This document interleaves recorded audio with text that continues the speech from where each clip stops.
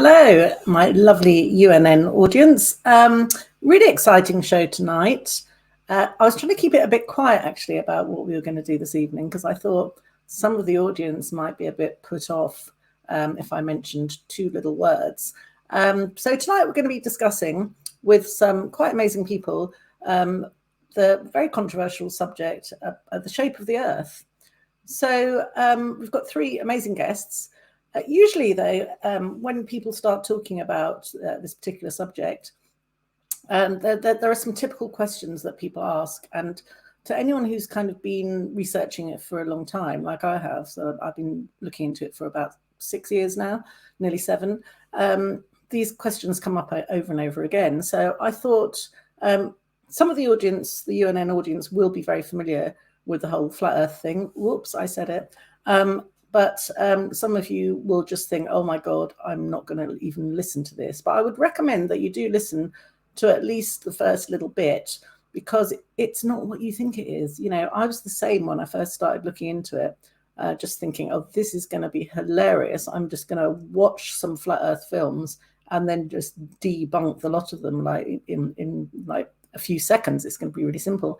But yeah, 6 years later, and I'm still looking into it. So if you just want to watch this little film first, it's only 10 minutes, and that'll give you a little idea of what we're going to be talking about. Don't tune out. I know some of you are going, no, I'm not doing this. I can't see your comments, but I know a lot of you will, not a lot of you, but a few of you will be saying, not interested, fingers in your ears. But I would just say, don't do that. Just hang on for 10 minutes. And we've got some amazing people on. We've got Karen B. Here's the film. DDTV. From the earliest known depictions of the Earth, it's always been flat and enclosed by a dome. The Egyptians, Norse, Hindus, Mayans, Incas, Navajos, Hebrews, etc. all knew that the Earth is flat and covered by the firmament, which is basically an impenetrable barrier encapsulating the flat plane. The flat Earth model dominated for thousands of years. It wasn't until 1543 that Nicholas Copernicus proposed the heliocentric model of the universe. But even with that, flat earthers and the flat Earth model still went strong all the way up into the 1900s. We see proof of that with books like Zetetic Cosmogony by Thomas Winship, published in 1899, Terra Firma, The Earth Not a Planet, Proved from Scripture, Reason, and Fact by David Wardlaw Scott, published in 1901, or even Kings Dethroned by Gerard Hickson, published in 1922, where the author details all of the problems with heliocentrism and the mistakes made by people like Copernicus, Einstein, Newton, Kepler, etc. So we see from the beginning of time all the way until the 1900s, the flattened stationary Earth was going strong.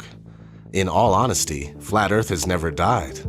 But for the sake of this video, we'll say up into the early and mid-1900s.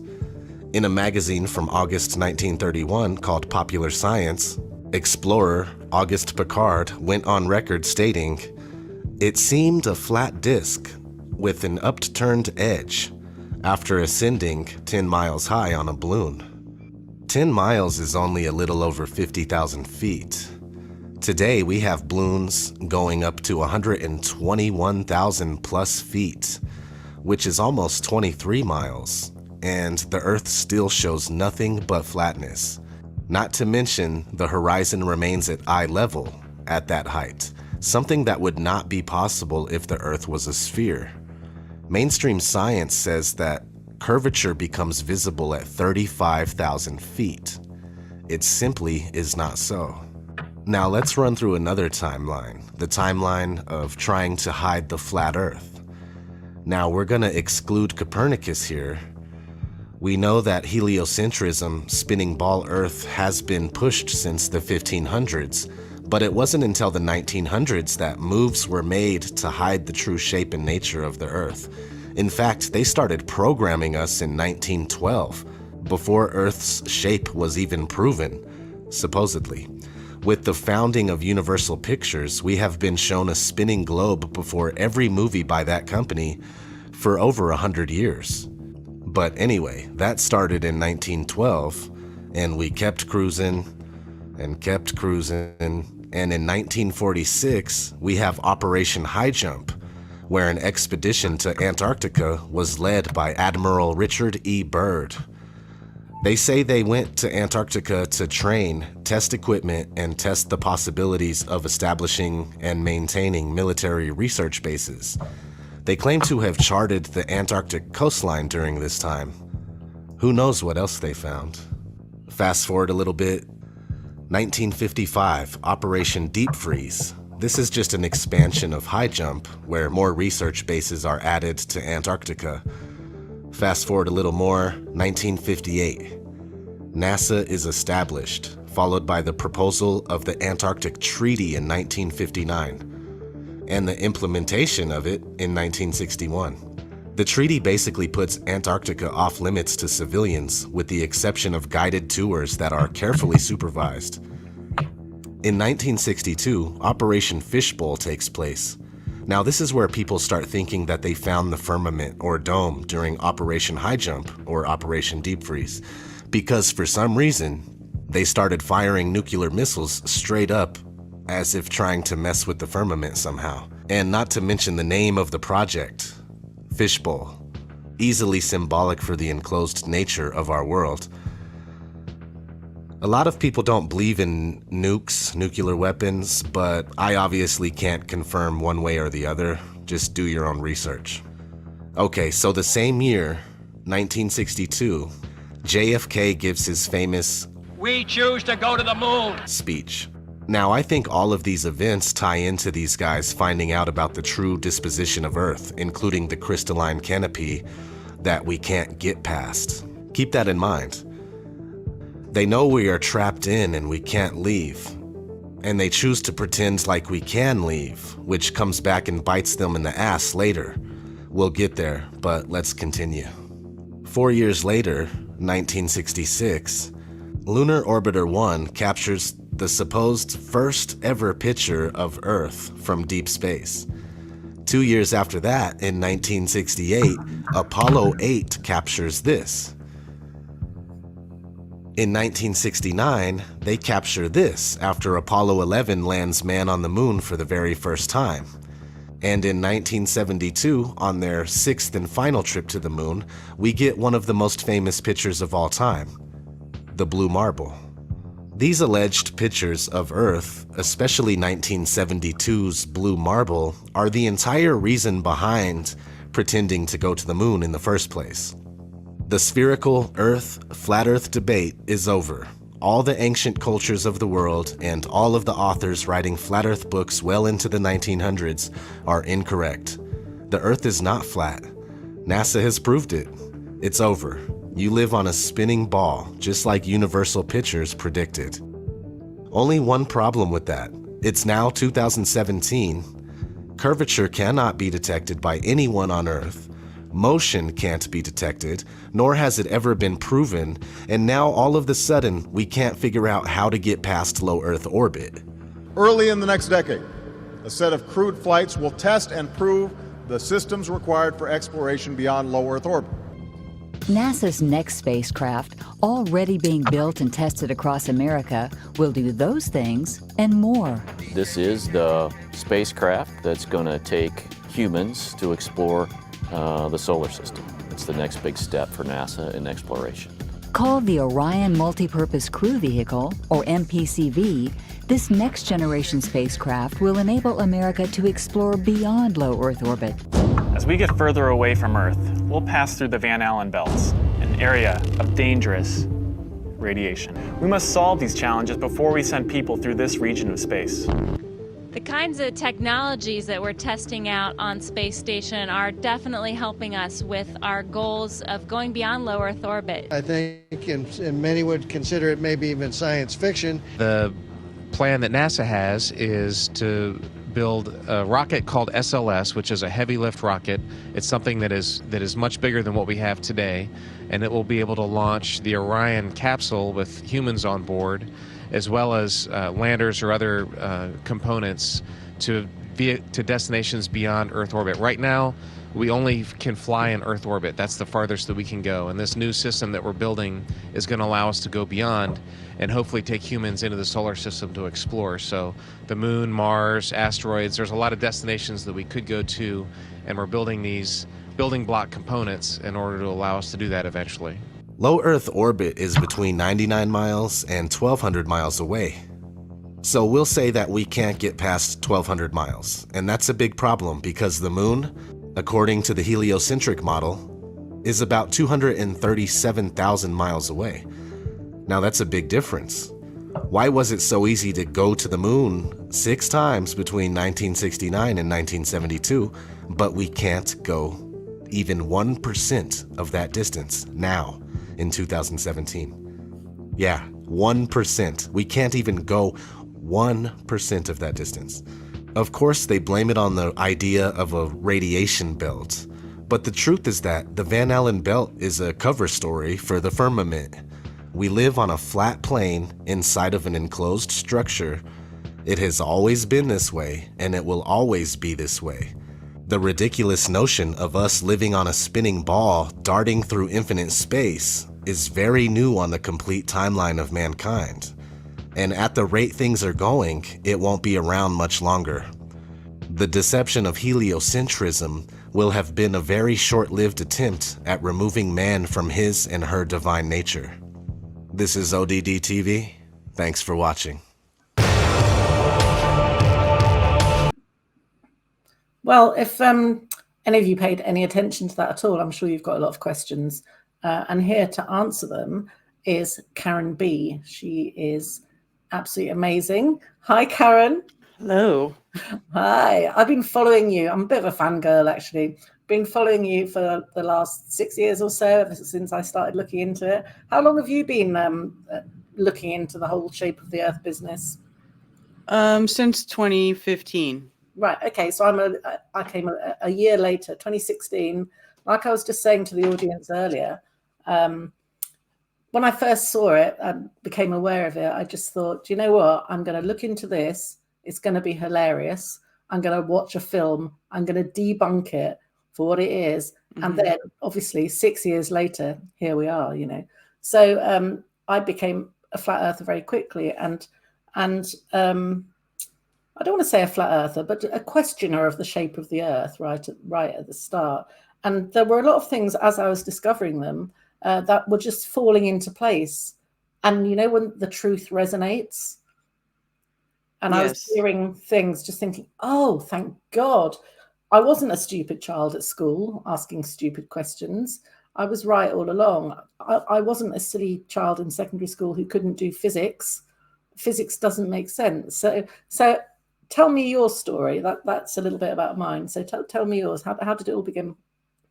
Well, pretty similar to what you said, actually. So I had started adding different people as friends on Facebook because I was looking into different things. Well, I mean, I guess I talk about it in my video, My Path to Flat Earth. That's pretty much my story. So I was, researching everything else, the medical corruption, government corruption, financial corruption, all that stuff.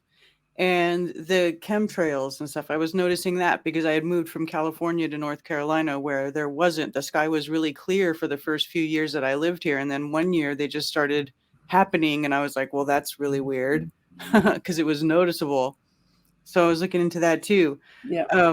And then one of these people that I had friended started sharing flat earth videos. And I had the same thought that it was ridiculous. That it was like, okay, that's just, people are just getting crazy now.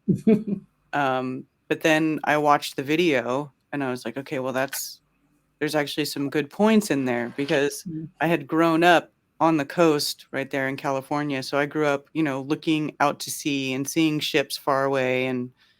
And I'd gone on long boat rides out to sea and stuff. And you could see the Farallon Islands from San Francisco, which is where I was born. And that debunks the globe based on their, numbers. You know that whole thing about ships going over the curve. Mm-hmm. I only found out about that looking into Flat Earth because I thought, what? I've never been taught that. I must have missed that class at school because I never, ever thought that when the ships went out of sight, that they were going over a curve. And when I became aware of that, I thought, well, they wouldn't be going over a curve. It's only like 3 miles away. They're not going to be going over a curve. So that was new to me. So then I just thought, well, really, were people actually taught that? Do you remember being taught that at school? No, because I grew up on the coast too, and I remember being really small, being a child, and asking how far is it when you see the water and the sky meet. I remember asking that question, like how far away is that when the boat's sitting right there on the top of the line on the water? How far away is that? Yeah. And I remember being told it was about 3 miles. Yeah. So I never thought they were going over a curve really either. I know that was all new to me, and I thought, "Whoa, okay, maybe I must have missed something there." But with the horizon as well, I mean, you can in certain places. I live on the coast now, and I can see, I don't know, probably, I don't know, 10 miles and miles of horizon, and obviously no curve. And people will say, "Well, you're not going to see a curve over 10 miles. It's just a tiny little distance. You need to get in a plane and go up in the plane." Yeah, we've all done that. And then you look down and you see the curve of the Earth. Now, obviously, we know they say you can't see the curve of the Earth if there was a curve until 70,000 feet. So how people are imagining that they can see it at 30,000 feet, I don't know. How do you explain that? I've got some comments here from the audience saying, well, I've seen the curve of the Earth, and this is the first thing that we get all the time when we start talking about this. So how would you respond to that? Well, I don't think anybody's seen the curve of the Earth. I think that you want to see it. I think it's a suggestion. And try to look again. I would suggest people just take another look. Next time you go on a plane, go look. Because I remember being on a plane with some of the other flat earthers when we were going to Lake Balaton to, do the laser test and stuff.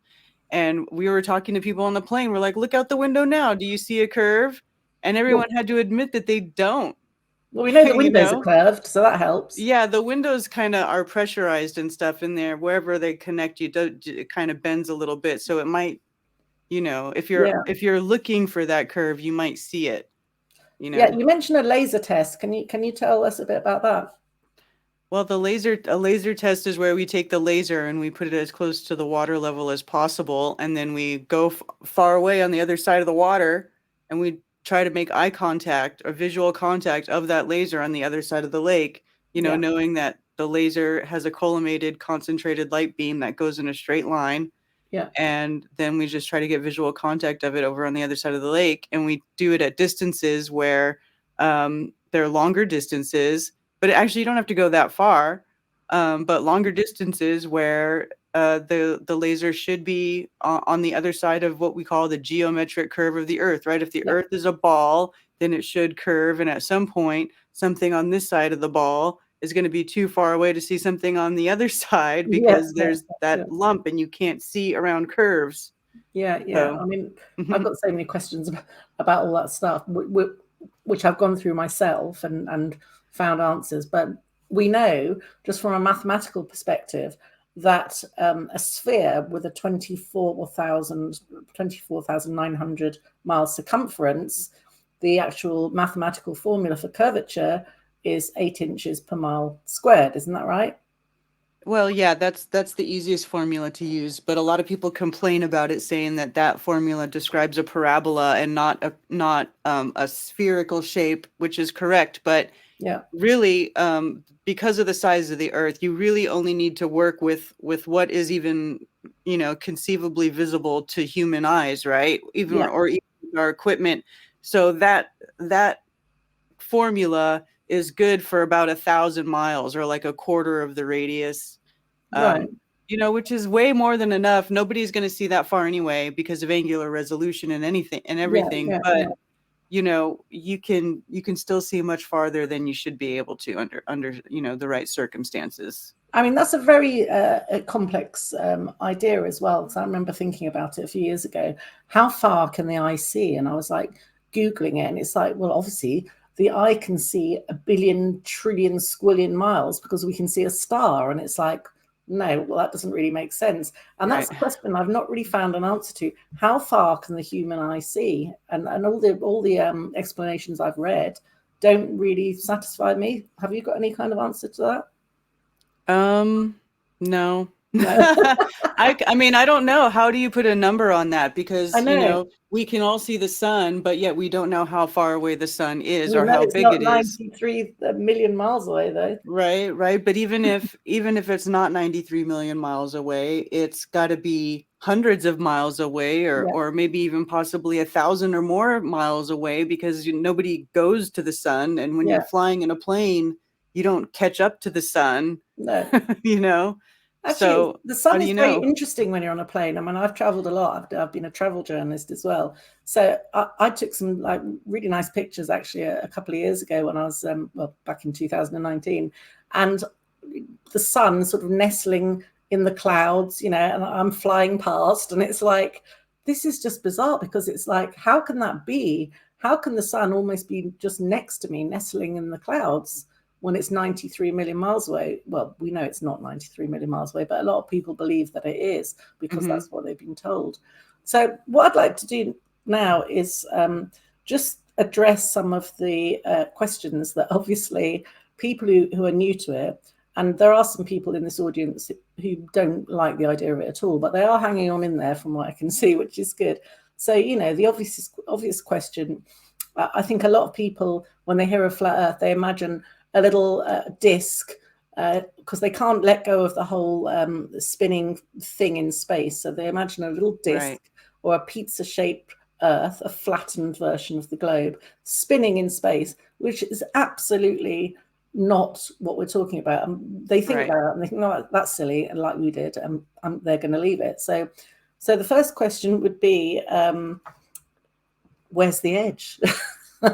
We love that one. Haven't found one yet. No. I mean, the edge is in your mind. The edge was put there by the globalist programming.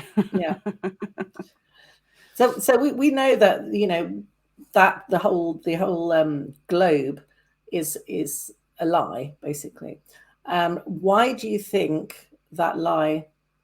Well, why do they put that information out there back 500 years ago?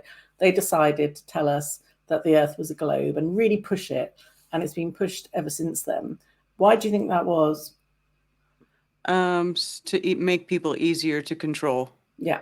So if you believe that you're on this spinning ball in space that you can't escape from, then how does that make people feel? Trapped? It makes them feel insignificant. That's the main thing. And why would they want to make us feel like that? So that you lose your connection to the creation and the creator, and you lose all sort of natural law, or sort of connection to the morals of natural law, right? Because now you don't have, you just have the morals that they gave you, because what does it matter? We're just a speck on the side of a dust ball in an infinite vacuum, and who cares? What, it doesn't matter what happens, right? Yeah. So, but do you remember going right back to when you were 5 years old at school, and you see the globe for the first time in the classroom? And I just remember sitting there and just thinking, well, we didn't have one at home, so it was all new to me. So I was 5, probably a bit less than 5. And I remember just saying to the teacher, but aren't the people down here upside down? Which is totally logical. And even now, obviously, I feel the same. If there's a spinning globe, not only are they spinning around and getting very dizzy, but they're also upside down, and the people in Canada and Europe are sideways. So I'm quite childlike of mind, but I think that's the best way to be, very, very questioning. And if someone can prove me wrong, brilliant, and then I can learn. But I've never had any proper answers apart from teachers and other people going, oh, well, it's gravity. So that's another question. So we're just told it's gravity, and you're glued to this. If you're in Australia, you're glued to the Earth upside down. We've got Billy coming on in a minute. He's in Australia right now trying to stay awake. And he's obviously glued by his feet to the bottom of the globe.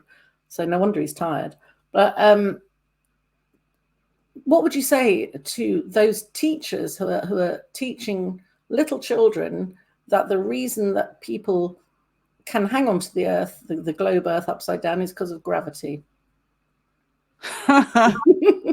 Sorry, that's a lot. That's a big question there. What would I say? I don't know. I would say, why are they lying? Yeah, why? Well, there's so many questions about that, because if the Earth is spinning, right, you're spinning, and if something is spinning and something is on the edge of a spinning object, then it should be thrown off of the Earth, right? But it's not. They say because of gravity. But then where you are on the Earth, you're spinning less and less. You spin the most at the equator, and then the least at the top, and the poles, it should go down to about 0. Yeah. Right. So what happens to should you not be able to walk at the pole? Is gravity stronger there? Because they try to say that things weigh less on the equator. Well, how does that even work? That doesn't even make sense, because why don't people go and buy gold on the equator and then go sell it up north for more money? and also, if the Earth's spinning at 1,000 miles an hour at the equator, as we're told it is at school, if you're in Africa, equatorial Africa, and you need to go on a plane journey, all you need to do, the plane just needs to rise up in the air, just wait for the Earth to spin, and then within a couple of hours or two, you can just drop down into Canada or somewhere, that it doesn't work like that. And any explanations I've had about that don't make any sense to me at all. Maybe I'm not very bright, I don't know, but to me that doesn't make any sense. Yeah, that never made sense to me either. Or having a pressurized atmosphere next to a vacuum. The second law of thermodynamics, right? Yeah, that I never got that either. No, I don't understand that. So if we can explain that to the audience, it's like you can't have a pressurized system next to an unpressurized system without a barrier. Is that right? Right. You need a barrier, right? Just like you have gas pressure in the tires in your car because the air is inside the tire. Yeah. But if you didn't have the tire there, would your car, what's your car going to roll on? That. When we talk like this, and we're talking just like common sense, and you put it to people who actually angrily believe in the whole globe idea, they just start spouting absolute nonsense theories that make no sense to me anyway, and then disappear. They just storm off. Mm-hmm. And because they get to a point where they just can't explain.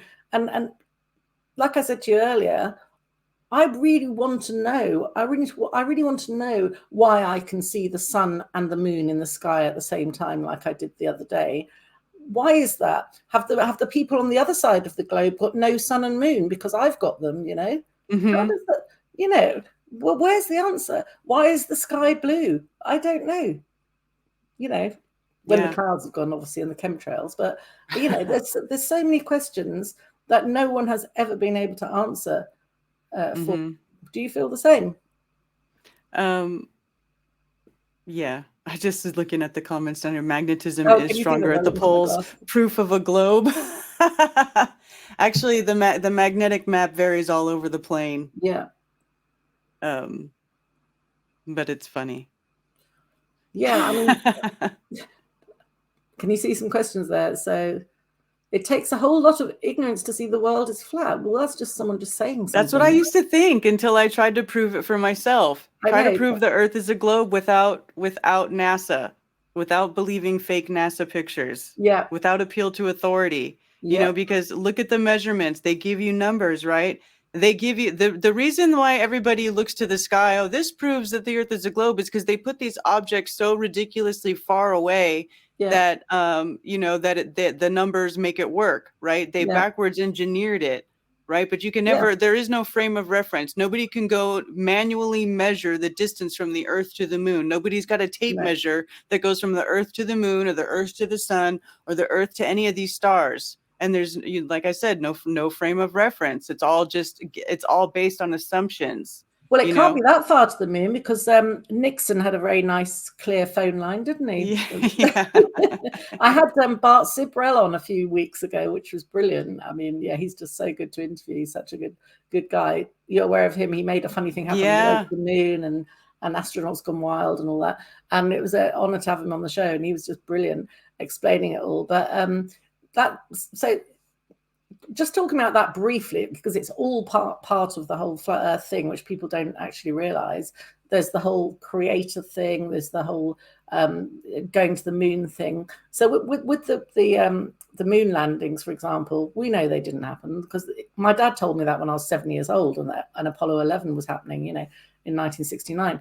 And Really? That's great. I even knew as a little child that was not happening. And because, well, one thing that is kind of established through history is that there is some kind of barrier. In the olden times, biblical times, it was called the firmament. Now it's called the Van Allen radiation belts, you know. But it's pretty much accepted that there is a barrier. So with the hoax moon landings, they apparently went through the Van Allen radiation belts and went to the moon 237,000 miles away. But 6 times. 6 times, yeah, but they can't do it now because they haven't got the technology. That's what what's his name, Don Pettit said. Right. We go to the moon in a nanosecond, but we don't have the technology. Sorry, that's my really bad American accent. But it's like, and the other engineers, NASA engineers, talking about, and in the film we saw earlier, we've got the actonauts saying, oh yeah, we can only go into low Earth orbit, and no one's gone beyond that. So I think what they're trying to do is trying to wipe history. If we can numb the brains of the next generation, my children, your children, and make them not interested enough, by the generation after that, they won't even remember the hoax moon landings. They won't know anything about it. It'll be wiped. And then they can start again. That's my feeling anyway, just now. I just thought of it. What are your feelings on that? Yeah, I mean, it's possible. It's possible. I think that there are things going on right now to try to erase history, what we consider history right now. Yeah. You know, I think they're always trying to create some sort of revisionist history story to cover their tracks, or to cause confusion, you know, because a lot of times you can't see what's happening until after the fact. And if they don't cover their tracks, you can figure it out. Yeah, absolutely, yeah. God, there is so much to cover. I mean, I don't really know where to start. So you do a regular podcast. So what's that all about, and what are you hoping to put out there to people, and what kind of reception do you get, and who are your audience? Sorry, that's 12 questions in one day. Well, I do a couple of regular things. I do one with Mark Sargent, which is actually more Mark Sargent than me. And then I just do a talk show every Monday called Coffee Talk. Yeah. And I just like to talk about whatever people are talking about, or, you know, maybe go into deeper discussion about certain things that people have questions about. And I have a call board, and people can call in, and we can discuss things, you know. And all Earth related, shape of the Earth related? Mostly, but, you know, we talk about other things too. Other subjects come up. I think our tech guy is going to put up some links to your podcasts and stuff as well, where they can find you. So that's good. So we were just talking about the whole numbers thing. They feed us these numbers, and they're very strange. There's a lot of 666s going on, you know, with the you know, the speeds that things are going at. What's that all about? I don't know, but they do put it in there a lot. Actually, in the Earth curve formula, the 8 inches per mile squared, I think 10 miles is 66.6 inches. Yeah.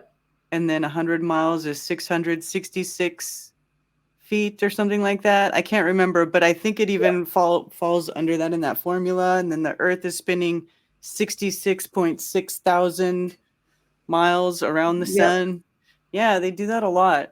And the whole solar system is speeding through space together, everything going around each other, around the sun, all the planets going around the sun, the Earth going around the sun, and also speeding through space at 666,000 million miles an hour. It's just, how can anyone believe that? I don't know. I don't know. I used to. I used to believe it. Did you actually believe it though? Because I'm thinking, I don't know. Maybe just I didn't think about it. You know, I think a lot of people just don't think about it, and it's only when they start thinking that they think, "Oh, hang on a minute." Yeah, that's probably true because I really didn't think about it either because they teach it to you when you're so young. I mean, it's like they tell you that like in preschool and kindergarten, and then they don't really ever bring it up again, do they? No, that's it. That's that done. I remember thinking as a child and as an adult, in fact, only the other day again, if you got a person and you poked them feet down, right, feet first, through the top of the ball earth, and then they go through all the way through the middle of the ball earth, and then and then they come out the other end, pop out in, say, Australia, feet first, they'd be standing on their head, right? Yeah. So I put that to a lot of people over the years, and they've said, "Oh no, they'd turn in the middle. Gravity would make them turn." And I'm like, no, but the tunnel's only this wide, so they can't turn. So what would happen? And they go, "Oh no, they'd actually be turned, and then they'd come out the right way up with their feet attached to the ground." And I'm like, sorry. And there was a bit in that film, what is it, with Arnold Schwarzenegger, with Colin Farrell and Arnold Schwarzenegger. No, I don't know if Arnold was in it, but there's a bit where they are traveling through the globe Earth from the top to the bottom, and there's some kind of strapped into these sort of, you know, futuristic dystopian sort of travel thing pods, you know, and then when they hit the center of the globe, everything goes, oh, and they all go upside down and back again, and then they come out, then they're in Australia, and it's like, yeah, forget about the middle bit. Something happened, and then we were the right way up. You know, it's just ridiculous, isn't it? Yeah, it is. I can't remember the name of the film. Come on, it's a very famous film. Someone will mention it. So, my favorite flat Earth theory, after looking into it for 6 years, is the pond Earth theory. So I like the idea that we're kind of on this infinite plane of ice, and Earth is like a pond in the middle of this ice. And this fits in with the whole Admiral Richard Byrd theory as well. You know, you fly over the ice wall and you find other pond Earths as well. And there could be hundreds of them, thousands of them, millions of them, because this was Operation High Jump, I think, when they went over for the first time back in the 50s over the Antarctic wall. And there were some films, actually. I did find some stuff on YouTube about 5 years ago, but it's all disappeared now, of course. The more people are waking up to it, the more they just censor and take away. But Admiral Richard Byrd and his team, crew, whatever, were flying over, and they got to a point beyond the ice where there was warmth and greenery and trees and water again, like another little Earth. That makes sense to me. Are you aware of that theory, and what do you think of it? Yeah, I've heard of it. I mean, it's possible. It's totally possible. Yeah. Can't rule it out. I've got another more bizarre theory. This is from my own head, so it doesn't mean anything. But that a lot of these so-called celebrity types, when they die, I think we know some of them don't die. They're just shipped off somewhere, and then you're thinking, well, where have they gone? And I think to another Earth pond. I think this is the prison Earth pond, where they've imprisoned and enslaved us, and they're testing us. But there are other Earth ponds that are very different. And this is why the elite aren't fearful of dying or anything like that, because I think the elite, they like to call them the L-ites. Yeah, the L-ites. Yeah, they're actually, because we don't have to die, but we're told that we do, and I think we are capable of not dying. And I think these elites, they make these plans. These plans are made for like hundreds of years, for thousands of years. And it's like, well, you're not even going to be here, Boris Johnson. So what do you care about what's happening in 100 years' time? But it's like, oh, hang on a minute. Maybe you are. Maybe you know something that we don't. They could be living longer. I mean, if you've read the Bible, the people in the Bible originally would live for like 800-900 years. Yeah. So it's possible. Although the measurements might be different. We don't really know what a year might have been a minute. I don't know. Well, if you believe, in the scripture, they mean it how we see a year. Yeah. And this is something that's very interesting as well, because once you start going into the whole flat earth thing and researching it, you come to a point where you think, hang on, this has been created. This is not just a happy accident. This is not just something, the Big Bang Theory. Actually, if you look closely enough at the Big Bang Theory, I spoke to an astronomer who said the Big Bang Theory is so bizarre and so unlikely, you might as well believe in God. And he was an atheist. So both are kind of equal. Who knows about the Big Bang Theory? It sounds nonsense to me, but a lot of people like to believe it because it means there's no God. And I think a lot of people are frightened of the fact that there may be a God. Oh yeah. People, because if they think that there's a God, then they have to know that they're going to be held responsible for their actions. Everything they've ever done, everything they do, you are responsible for yourself and your actions and how you treat other people, which you should live your life like you are anyway, right? Yeah. Because when you don't, then that's when you end up screwing people over and being a bad person and doing bad things, right? Yeah. So I think it's just that, a lot of people still, even though they may not be considered a bad person, they would still have to introspectively have an understanding that ultimately there's a greater power than them, Well, what's very interesting? In Astronauts Gone Wild, the Bart Zibrel film, he approaches a lot of the men who claim to have gone to the moon and asks them very politely, could they just put their hand on the Bible and swear to God that they've been to the moon?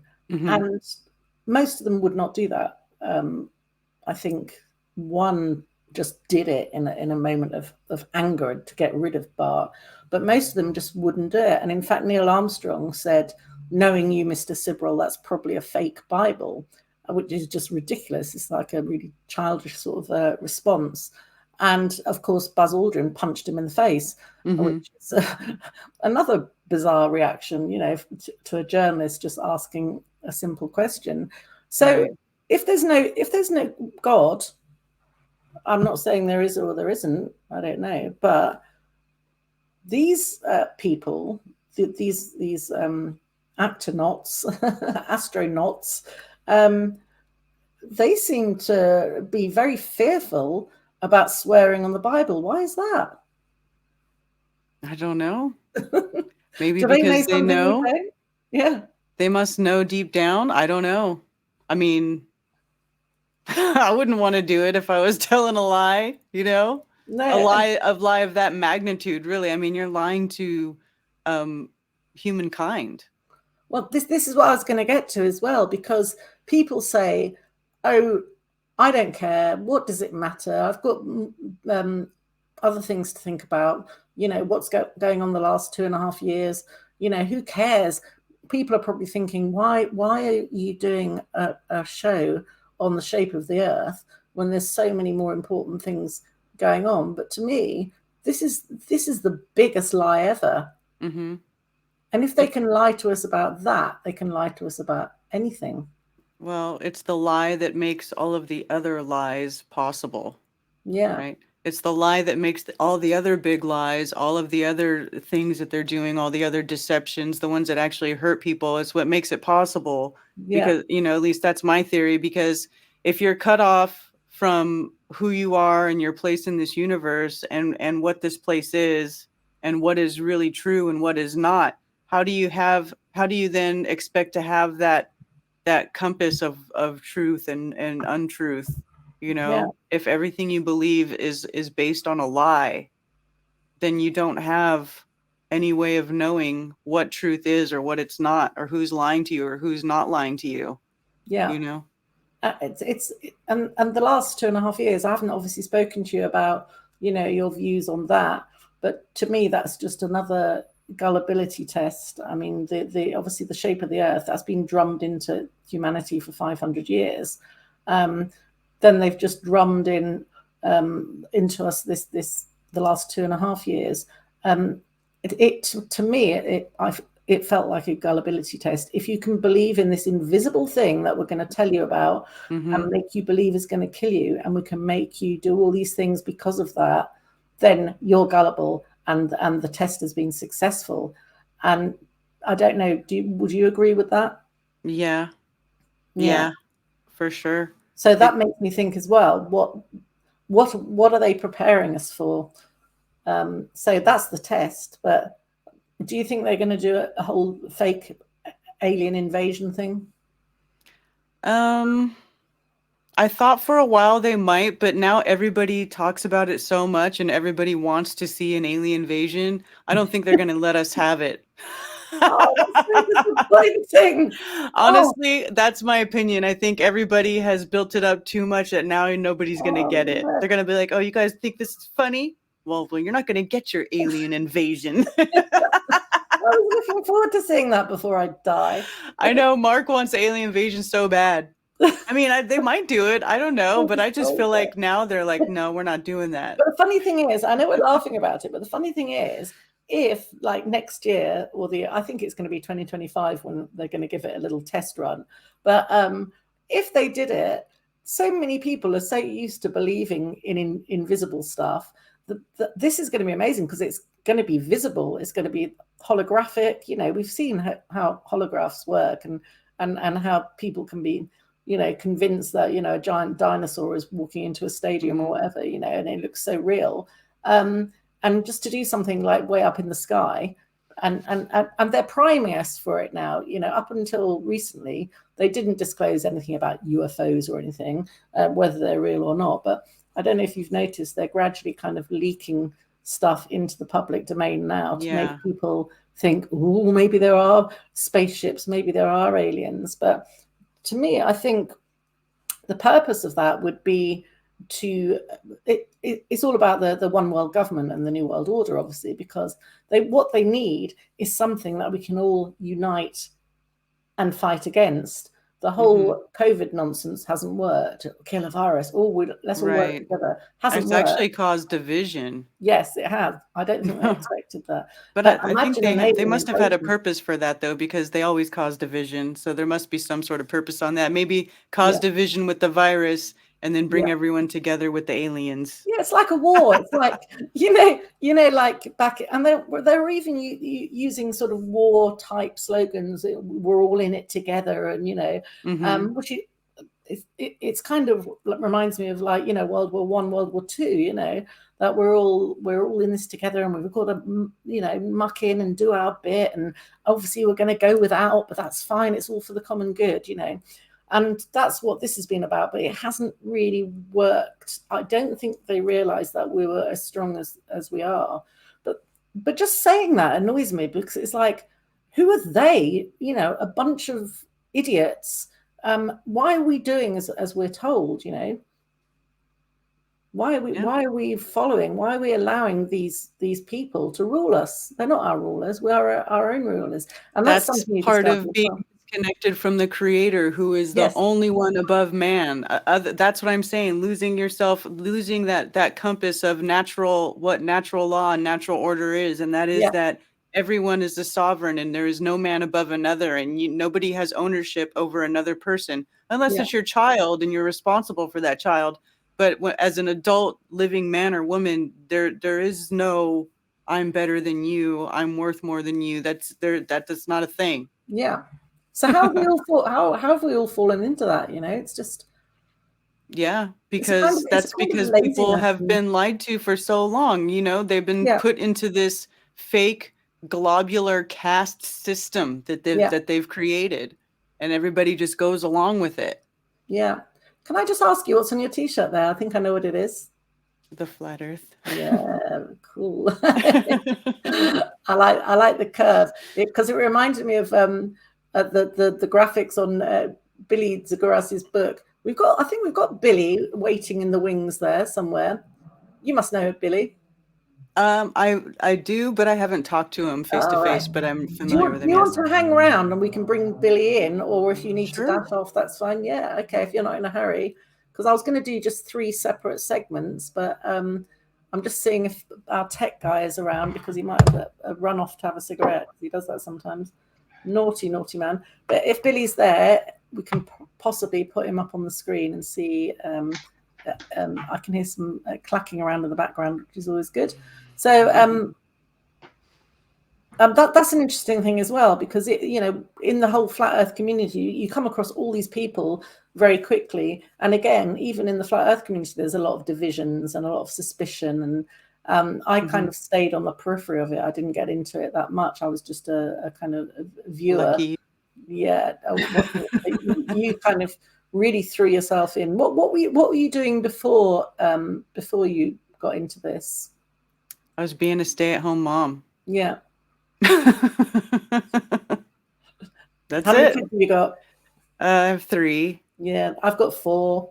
Are yours grown up a bit now, or teenagers, or? I've got one that he's 19, and then I've got 2 that are still pretty young. I've got a 10 and a 12-year-old. A 10 and a 13-year-old now. Cool. And what do they make of what you're doing with regards to all the flat Earth stuff? Well, the boys like to give me a hard time and tease me about it. My daughter, she's really good about it. She's down with it. But I think children are just naturally want to rebel against their parents. You know how it is. Well, they do, and they like to think we're a bit bonkers. But But I like to teach them to think independently. I like that they argue with me and ask me questions. Because that's what they should be doing. They should be learning how to think and ask questions and do that. That's what I want. No, it's really important. I mean, I kind of edged my kids in gently. I mean, because they're all much more grown up. They're aged between 23 and 34 now. But when I first got into it 6 years ago, I kind of edged them into it gently. And, they thought I was mad, obviously, to start with. But then a couple of them started to get a little bit interested. And then they passed it on to their friends. And then their friends would sometimes phone me and say, oh, we're really interested in all this flat Earth stuff. Can you tell us a bit about it? I'm like, yeah, sure. So on the phone to my kids' friends and telling them what I knew. But we've got Billy here. Look, all the way from Australia. Can you see him? Yeah. And Hi Billy there. hasn't slept. He's been Hi awake there. all night. Hi, Jackie. Hi, Karen. Nice to see you guys. How you going? Lovely to Hi. see you. Can you hear me okay? So you haven't had a wink of sleep all night? I got about an hour's sleep. I went to bed at 1 o'clock in the morning, like a normal sort Yeah, of normal, tried yeah. to do the normal thing. And just every time I tried, when you just get to sleep and then you just wake up again, you have this thought or just whatever. You were just And very excited about. I've heard a lot of people that lost sleep. Their sleep cycle changed because of COVID, because of all this lockdown thing, right? Oh, absolutely. Mine certainly did. Yeah, And mine did. it was so eerie. I still remember those nights where I'd get up at 2 o'clock in the morning or whatever, and it was just that dead silence, right? Yeah. Especially in Melbourne, our lockdown, as you know, was one of the harshest in the world. Yours was fierce. I think they're still, they're still saying it was the longest in the world. Even though I still see China, they're still going through their kind of lockdowns. Are they putting that in the media in America and the UK? Don't hear much about it in the UK. What about in the US? About what now? About China. Oh no. And their lockdowns. No. Yeah, because they're still pushing that narrative here in Australia, like where they're showing, China being locked down. They're showing the, those guys on the streets spraying, doing all that. So, and now the Australian government, or not the Australian, the Queensland government is saying, it's starting up again there. New South Wales government is bringing in mask mandates. I don't know if it's mandated, but I think certain areas like hospitals. So they're trying to bring that narrative back in slowly. It's almost like a repeat of what they did the first time, right? But are people going along with it this time? I can't imagine they are. I don't know. Look, what I see on the street, okay, I might see, 1 in 100 at the supermarket wearing a mask. But when you go online and you go on Twitter or Facebook, they've really got a big social media army, don't they? Yeah. So they got you can't quite pick the narrative. We've got elections next week in Victoria. You obviously know who Dan Andrews is, the infamous Dan Andrews. Yeah, he's lovely, isn't he? He's up for re-election next week. So if you tried to sway the opinion based on what you're reading online, you're going to think he's going to get re-elected again. But if you talk to people on the street, you'd hardly find anyone that says, they're going to vote for him again, because we know he's going to go through the same motions again. Look, he's only being good right now because the election's coming up, the way they behave, right? They're out talking, he's in hiding. He can't even go out and do a proper election campaign because he gets heckled he'll get heckled in public. I wonder if Dan Andrews is aware of the fact that the earth is flat. What do you reckon? I would say most of the elite know. Yeah, most of them know. That's why, as you said, I was listening in, and as you said, with even Antarctica, when they get elected, why is it they all go to Antarctica? The Pope, he got elected, he went to Antarctica. Did he? I didn't know that. Yeah, we pretty much straight away. Really? And we've got a guy here. He was a government minister who recently lost his seat in the federal election, Josh Frydenberg.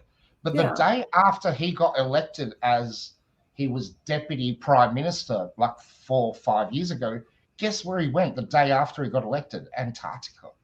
Why? What's happening? What's happening up there? I don't know, but apparently he went there and returned back in the same day. So it's not that far from Australia. He holds the record for being going there and back in a day. Why would you want to do that? What's there? So really, that intrigues me, as you said, as you were saying before, because I was listening in about the pond theory. How big is this pond? And does it go further, and how much further does it go? And are there other ponds? We're fairly restricted to how far we can go, not only with because of government restrictions, there's the Antarctic Treaty, but also with the technology as well, because how far can a plane go without having to refuel? And that's, a big thing as well. And if you took a plane, or even worse, if you tried to, explore by foot or with, dogs and sledges and all that sort of thing, would be even more difficult. And that's the challenge that. Well, this is the thing, we are all seemingly trapped, right? So the pond theory, imagine we are just a pond in a flat plane of ice, and there are also other ponds. But when we're not allowed to go beyond the wall of this pond, and that to me feels pretty much what it's like, because the Antarctic Treaty, 1958, it's the only treaty ever to be made where all the countries of the world pretty much have signed it. And they abide by it, don't they? It's the only treaty that's never been broken. They've broken nearly every other treaty. Yeah. Nearly every other treaty. But this one, they go, okay, we need to protect the penguins over there. As Mark Sargent, Karen says. Yeah, doesn't he say, Karen? And, that was look, I love the conversation you guys had before, you ladies had before, because it's pretty much exactly the path that every flat earther now, if you're a flat earther, you took this path where you first hear about flat earth and you go, that is preposterous, impossible. What are you talking about? And you sort of put it aside, then it comes back again. Yeah. And you go, oh no, like really? There are really people on earth that believe the earth is flat? Because you think the science is settled. I always thought it was. The science is settled. People have measured curvature. We've all heard the story where Aristotle went to the beach and saw a boat disappearing over the curvature of the earth. Yeah, I haven't heard that one, but I have now. Haven't you? Yeah, so Hull first, as it disappeared over the horizon. Yeah. And then as it came back, it was Mast first. And he came to the conclusion that the earth is spherical based on that. But I'd like to question that because, you know, I'm 52 now, so I go to the beach. I can't see that far. How are you going to see a boat going over and know what's going on at 5, 6, 10 mile distance? You know, we can prove very easily now with cameras, with the famous P900, that it's not true. You know that, but you can watch with the naked eye the boat allegedly going over the curve, and then you set your camera on it, zoom in, and it's not gone anywhere. It's still there, which you couldn't do if it had actually physically gone over a curve. Yeah, so that gets rid of that, debunks that immediately. But I even questioned the entire narrative that he was able to see a boat and determine that, because the telescope wasn't invented till like 1492 by a guy named Hans Lippershey. So they didn't even have telescopes for 1500, probably 2000 years from Aristotle to that critical invention to be able to go, hang on, what is it we actually see? Yeah. And I wonder whether So you think, you know, going to the point, we thought the science was settled. Number one, curvature, you know, then, you know, what's the first thing you do? The first thing most people do, you go, let me go, there's photos of Earth from space. So you go and do that, right? And you go, oh, hang on a sec, is that real? Oh. But it took me a while. It took me, because I was one of those, I sort of, not that you get to know it all, you're never going to know it all, but I had to, you know, try and, you know, absorb as much information as I could. And even though after a couple of days of research and, you know, seeing high altitude footage and, you know, it shows you curvature, but then it flexes and shows you convexity, then a concave, and then, you know, then a straight line horizon at 120,000 feet and above. So then you start to question, and I think that's how we all sort of got into this. And the science isn't settled. I mean, I've actually gone into speak to pilots I've done it twice in the cockpits of a plane. After we've landed, I've just politely stuck my head around the door. You know, when the pilot comes out saying goodbye to everyone, and everyone's saying, thank you, pilot, you flew very nicely there. I've stuck my head around the door and said, can I have a quick word? So I'll just relay one conversation. And he was like, yeah, sure. And I said, I just want to ask you something. You know, when you're flying the plane, and we've just done like 4,000 miles or whatever, and when you get to the curve of the Earth, you obviously have to dip the nose of the plane. And he's like, mm-hmm. And I'm like, so do you actually do that? And how often do you have to dip the nose of the plane? Because you'd have to do it fairly frequently if you're going at 600 miles an hour. And he said, no, we don't do that. He said, we tilt it upwards a bit. And I'm like, yeah, no, but as you go around the curve of the Earth, we're going from here down to Cuba or to Portugal or wherever, Australia. How often do you have to dip the nose? Because obviously, if you didn't dip the nose, you'd be flying off into space, as they call it. And he said, no, we don't dip the nose. And I said, okay, so are you telling me that you're flying over a flat surface for 4,000 miles? And he said, yes. And I said, thank you very much. And I've had that conversation with 2 pilots in the cockpit of the plane. But I've spoken to other pilots outside a plane, and they just don't want to engage in that conversation. They literally walk away. Yeah, and some of them, you know, or the people online who aren't pilots, they'll go, oh, it's gravity doing that for you. But, you know, the key points that you made was it's flying over a flat, level surface. Yeah. And it's not making any adjustments whatsoever for this downward curvature that she said. And what they're doing, as you said, as what the pilot told you, is they're dipping the nose slightly upward. And they're flying like, you know, you're cutting through. It's like you're on a boat. You know, think about the front of the boat. It's going slightly upwards, isn't it? It's to do with wind resistance. It is wind resistance going over and under the wings. Yeah. And that's what the whole thing's about. And I've spoken to, and in my book, I interviewed but spoken to a lot of people online. Didn't really, you know, interview a pilot, you know, as such in essence.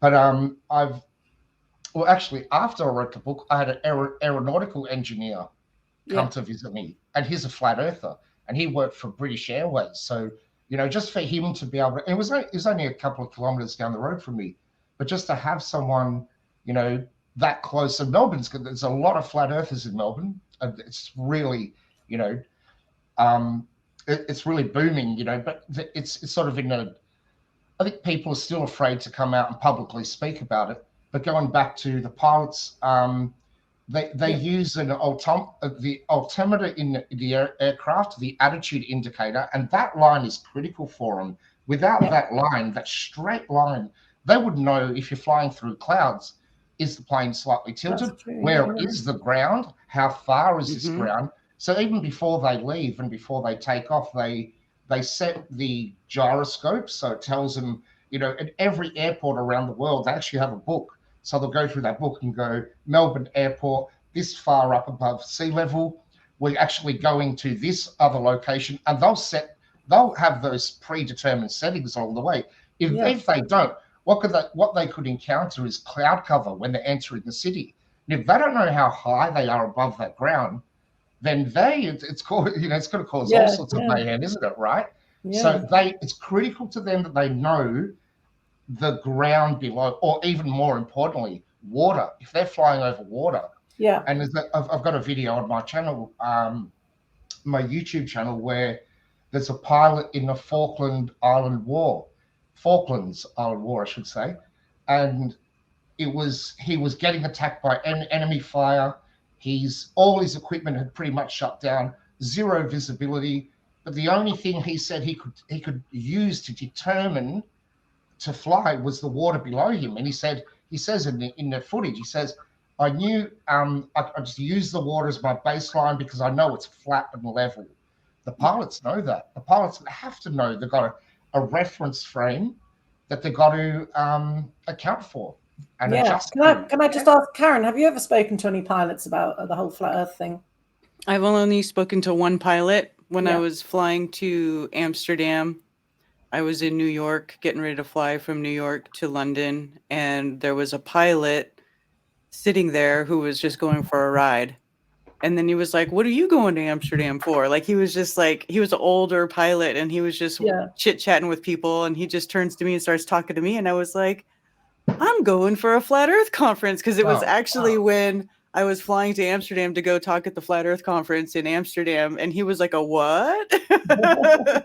And then I ended up talking to him for a while, and I even had the app. I showed him David's app with the little Flat Earth map, and he was like, well, I fly over the North Pole, or he goes, people fly over the North Pole over the time. I said, yeah, but no one flies over the South Pole. He's like, well, that's true. You know, and at the end he was like, well, you're pretty interesting to talk to. He was a really cool guy.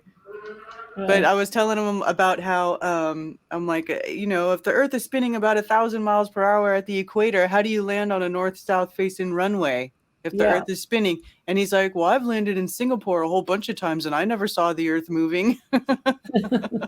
It's nonsensical when you think about it, when you think that, you know, what is actually occurring, especially when you're talking about a north-south running runway compared to one going that way, or, you know what I mean? It's just crazy. Yeah. And the Earth, but they say that everything spins with the Earth. It's all so convenient when it suits them. But then they shoot the Coriolis effect argument. Let's talk about that. Just on the plane quickly, because I had a couple of notes when you were chatting before, when you said that you can see with the curvature of the Earth, and can you see the curvature of the Earth whilst you're in an aircraft, flying on an airplane? And I always thought you did. I always thought, I think we want to see the curve, as Karen said before. We kind of want to see that curve, and because it's just since we've been children, since we've been, you know, kids, we've been brainwashed with this concept. You know, you watch the news, at the start of the news, they're going to show you a ball. You know, they show you the weather. They show you a cartoon ball. Like, go watch the weather. It's all cartoon balls they're showing. But anyway, to the curve of the Earth. Neil deGrasse Tyson says that even the Red Bull jump by Felix Baumgartner, that was at 120,000 feet, Neil deGrasse Tyson even admits that you wouldn't see the curvature of the Earth at even 120,000 feet. And he admits that they used a fisheye lens to show us curvature. So why did they do that? But Neil deGrasse Tyson, you're not quoting him seriously, are you? I mean, he actually did say that. Yeah, I know he said that, but it makes sense because he has to be honest. We know he's an actor, though. I know, but he has to be honest, and sometimes he just wants to sound clever. Do you know what I mean? Yeah, He's so it's not like, clever at all. yeah, so you know, if there's like you're literally a millimeter above the ball, basically saying there's no way you would see that sort of curvature. Yeah. And actually, if you look at supersonic flights, actually, I'll change this background here because I saved a couple of them. I'll check this out. And look at So you all that- technical. That is the X-15 hypersonic flight, 317,000 feet, and check that out. Wow. I'll get out of the way. And the flat horizon. So there's a lot of there are problems, right? There are problems. So, and he actually says, he says that stuff is flat. They're the words. Yes, I heard him say that. Yeah. He also said the Earth is kind of pear-shaped, a little bit chubbier at the bottom, which is what I don't know. He's just making it up as he goes along. He's like one of those proper psychopaths who just thinks, okay, I've got away with this much. I'm just going to carry on making it up because nobody's going to doubt me because I'm so brilliant and clever. And the arrogance is absolutely unbelievable. And there's a whole set of them, isn't there? There's Neil deGrasse Tyson, there's Bill Nye, there's all the astronaut, the so-called astronauts. They're all in it together. And it's just the lies are phenomenal, and you can see that they're just absolutely delighting in lying to us all. What do you think about that? About these people who are actually obviously paid to keep us in the dark? Oh, well, they're disgusting. Yeah. They're traitors. There's I one call word them for it. traitors. They're They're literally traitors to humanity. Yeah, they are. Yeah. And, you know, I'm sure there are people that still believe in it so much, but there are, you know, that they just will never give up on it. But there are other people that know the truth. You know what I mean? Some people just believe it. You know, there's a big difference. Some people just, you know, like, you know, the anti-flat earthers are constantly out there fighting. Some of them might still believe in it. They just can't let go of it. But there are actually people that know the truth. I think it extends beyond what we even know. Like I was I was contacted by a publishing team about a year ago. It was actually about a year ago now. We were still kind of in lockdown, and it was to have a podcast with a leading astrophysicist in Australia. I don't really want to mention his name because he was a really nice guy. We did a 2-hour podcast on flat Earth. They wanted to meet a flat earther, so they got in touch with me because I've written a book, and we had a really good. It was two sessions, 1 hour each time, and wow, this guy didn't even know the curvature model. He couldn't answer anything, right? So I wondered about him. Is he part of the deception, or is he just hasn't researched the topic? Because these astrophysicists are looking up in the stars. He's an expert in dark energy and dark matter, the leading expert in Australia on the matter. They're actually experts in repeating information. That's it. And he's really good at math. And they are very good. They're very smart, very personable. Yeah, but nice our idea of what smart is and what intelligent is, we've got it all wrong. Different, because a lot of these people, they're actually not smart. They're not intelligent, but they've got very good memories, and they're very good at regurgitating information that is fed to them. And we class that, and this is where society has got it all wrong. We class that as intelligent. Oh, they're intelligent because they've got a degree. They're intelligent, they've got a master's degree. They're a scientist. Well, all these people have got one thing in common. They've got good memories. Having a good memory, that's cool, but it doesn't make you intelligent. What makes you intelligent is being a critical thinker and being able to look at things in a real objective, open-minded way. And my favorite people are open-minded people. I don't care if they've got degrees or not, but if they're willing to open their mind and think about something without the input of being told what they have to think, then they're intelligent to me. I don't know what your definition of intelligence is, Billy. What is it? Likewise, I totally agree with what you said. And, you know, it's being smart enough to question what you're being told as well. You know, that's why a lot of people, you know, there's a lot of factors that come into play. Look, if you come into flat Earth and then, you know, you start seeing, and I think this happened to me when I first looked at flat Earth, and I saw a lot of people were quoting Bible passages, and oh, look, it says it in the Bible, and that kind of pissed me off because I was, you know, at a point where I was, you know, and I still question what's written in the Bible, but I think it's a brilliant, like, you know, like, were there intelligent people that could write like that? Yeah, for sure, obviously, and they're beautiful words, and you know, words that you know that could still relate to someone's life throughout millennia. Yeah, probably more so to this day. But that kept me away from it. So my point being that if you're an atheist and you're hell bent on no, there's no God, I've already made that decision, and then you come across flat Earth and you hear about, hey, what if the Bible is right, talking about the firmament, talking about, you know, the sun, the Earth is fixed and stationary and immovable. That's what it says in the Bible. Yeah. And if you think about passages like that the sun, that God commanded the sun sits, what was it, that the sun stays still for 3 days. Yeah. Well, how does that happen on a ball? Did the Earth stop spinning and then start spinning again? But you see, when flat earthers start talking about the Bible, that puts off a whole section of people. A whole lot of people. So I've always tried to avoid bringing that into it, because we can't even really prove that, you know, the Bible is fact. You know, we don't really know enough about the origins of the Bible to say that you know, what's in the Bible is actually the truth. So I mean, it kind of confirms some of the flat Earth ideas in that, oh yeah, the Bible backs that up and backs that up. But that will put a lot of people off. So it does, it does, and because of because you've now not only got to start questioning the you know, doing science, and you're starting to question theology as well, and your own decisions that you've made. As you said, like, it's a big thing. You know, imagine if everyone realized there was a God. What you know, what are the repercussions of the actions we've taken?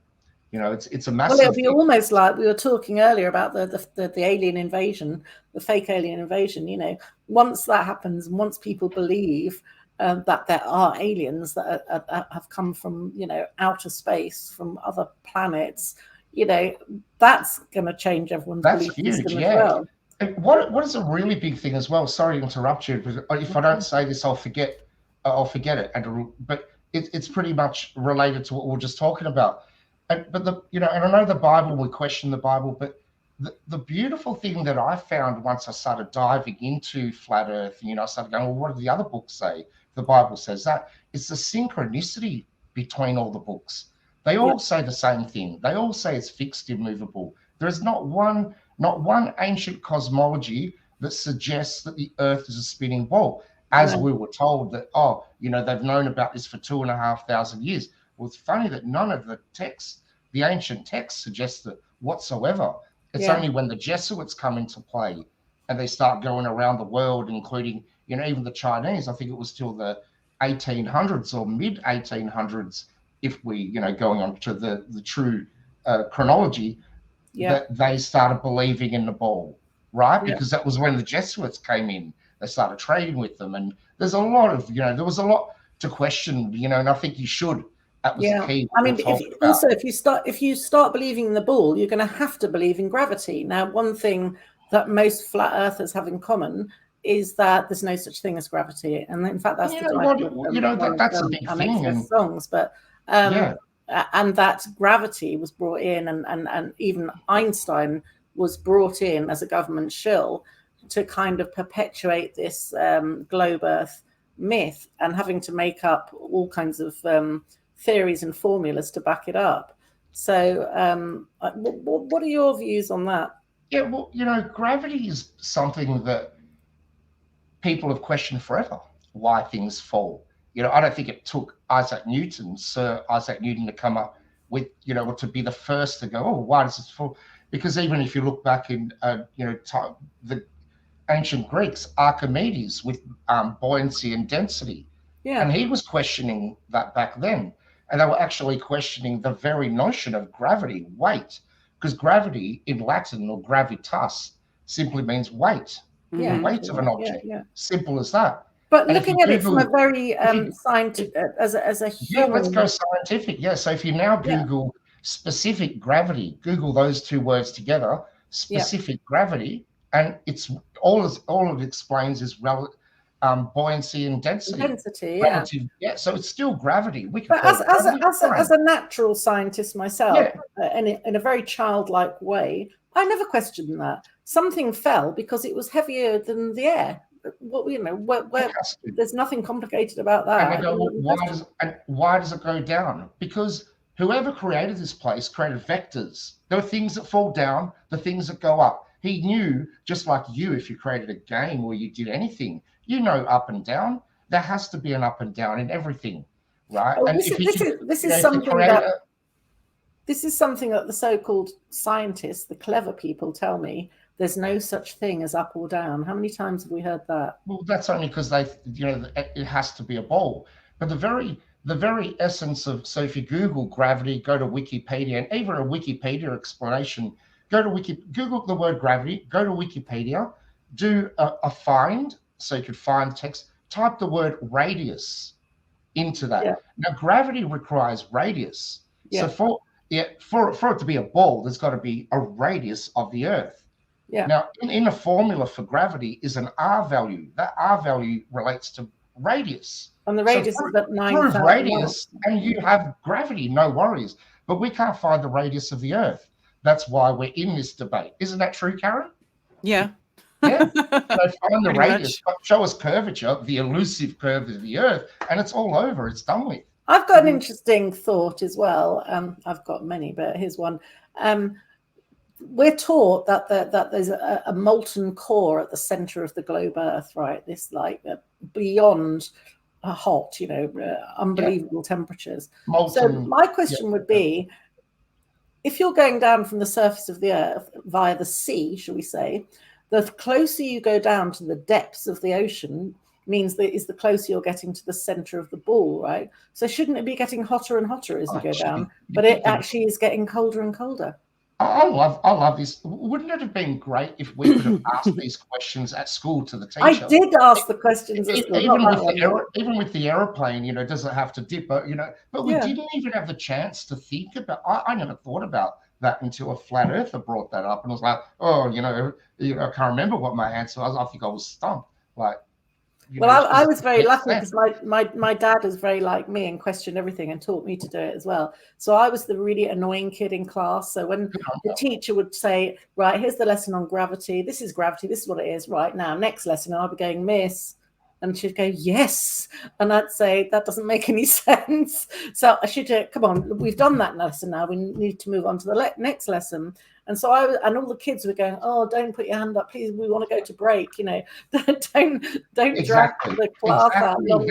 That's a very good point, because we wanted to get out of class. I know, we all desperately wanted to get out. And so I was there keeping them in, asking stupid questions. And in fact, when my dad died last year, one of the last things he said to me was, too many questions, he said to me.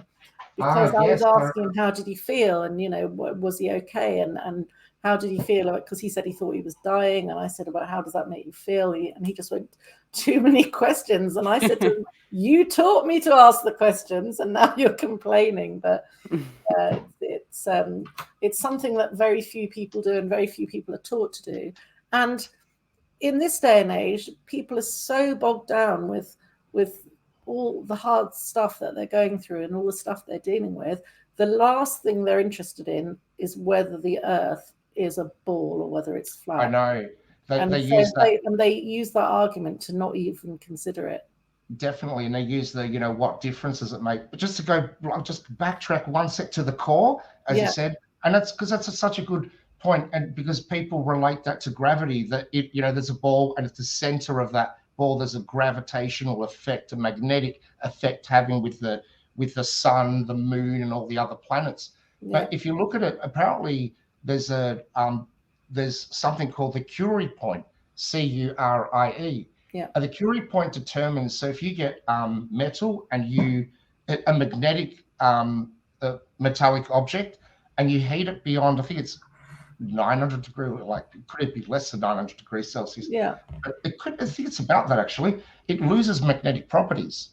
So it's non-metallic anymore. Yeah. So if the center of the Earth is beyond the Curie point, how does it have any magnetic properties? And how would they even know what's down in the center of the Earth when they've only drilled 7.8 miles deep, eight right? miles, yeah. Which is like 8 kilometers, 12 kilometers. I think 12 kilometers, 8 miles, yeah. Because that's the other thing I wanted to ask. You know, if you think about a ball Earth, and if you drill down 8 miles, 12 kilometers, it's only a tiny little bit of the surface, obviously. But then you've got the seabed.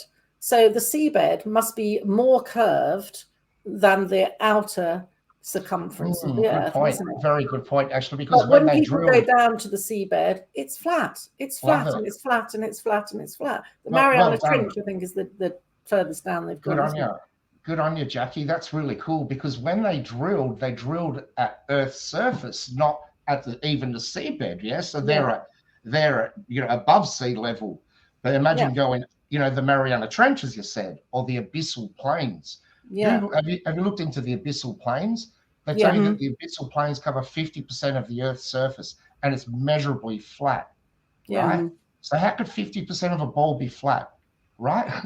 It just doesn't make sense. I know. I'm just wondering if our third guest is here, because he said he was going to get here a bit early. I'm not sure. Oh, right. Yes.